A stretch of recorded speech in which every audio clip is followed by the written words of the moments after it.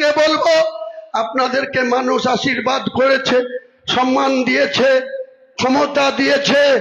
আপনারা মুর্শিদাবাদে কোন রকম কোন ঝামেলা করতে আপনাদের যারা নবনির্বাচিত বিধায়ক 8 জন তাদেরকেও নিষেধ করবে।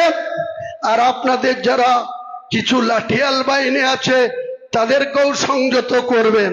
আমি আগেও বলেছি, আবার বলছি, আমরা কাউকে আগে থেকে কারো সম্পদ দখল করতে যাব না, আগে থেকে কারো গায়ে হাত উঠাবো না।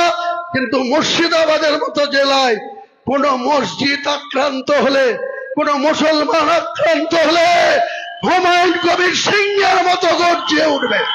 হুমায়ুন কবির লাখো লাখো লোক নিয়ে রাস্তায় নামবে।